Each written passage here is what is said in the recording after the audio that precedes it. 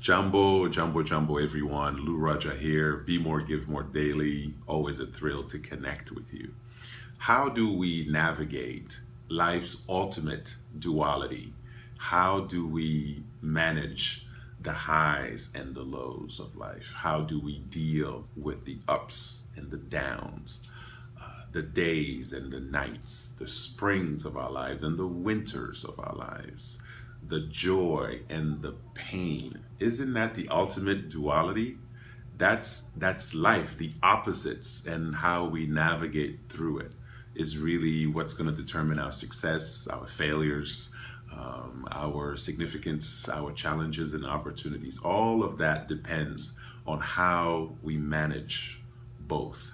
How do we deal with that? So today I want to focus solely on what's not working.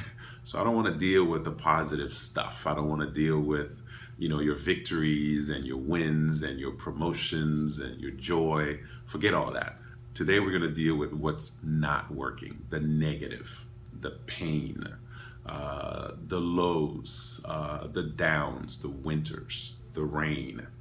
Because if you and I really do a good job at managing the lows, then we'll have no problem with the highs. That's easier to deal with.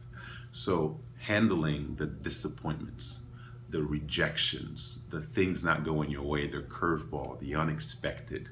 Let's be good at that. In fact, Dr. King once said, the true measure of a man is not in times of convenience and comfort, but rather in times of controversy and adversity, right? That's really when we know, right? You and I do not go to see a doctor when things are going well. We go to see a doctor when things are not going well. So the premium is the ability to deal with what's not working, because that's really what's going to help us to actually celebrate and enjoy the things that are working. So our focus today is on the lows. So I just want to give you three things to work on, things that I use, and hopefully it would resonate with you so you can manage your disappointments better, your painful moments better, your frustration, your stress better.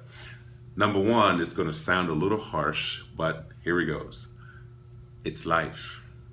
I don't know what we expected, but it's life. In French, we say, c'est la vie, such is life. And we have 7,500 years of recorded data. This is what happens.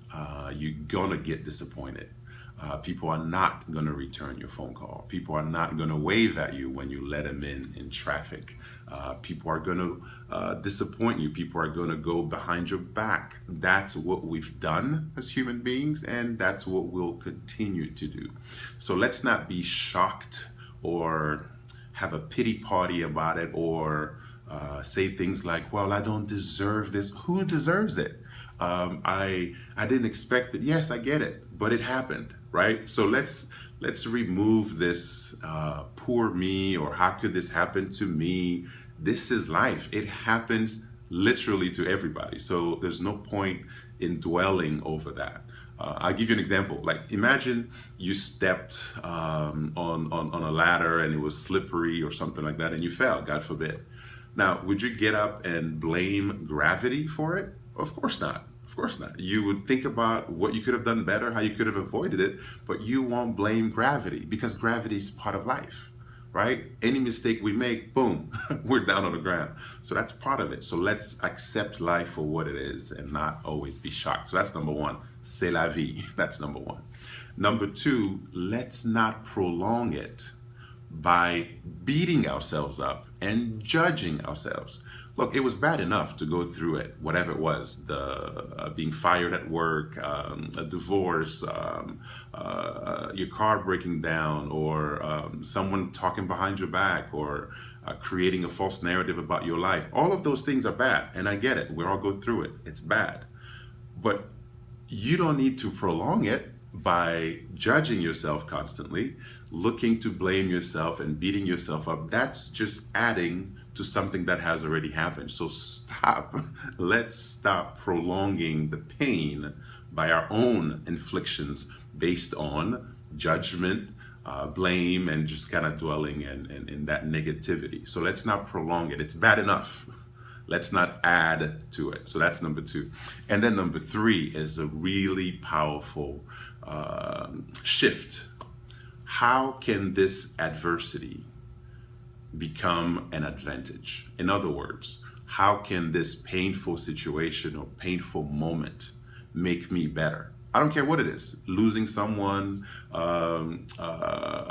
being let go. I mean, you name it. I don't care how difficult the challenge is. Ask yourself that question. How can this adversity become an advantage? How can this make me better? Now, sometimes your brain will rebel, your mind and heart will rebel and go, there's no way, this is too painful. I get it. Be patient, work on it, because every adversity can be turned upside down to our advantage. So number one, it's life. Number two, do not prolong it by beating yourself up or judging yourself. And number three, how can you use it to make yourself better? How can you turn adversity into advantage? Three things that would help you manage the lows, and you can always celebrate the highs. So that's my message. Be more, give more. Cheers.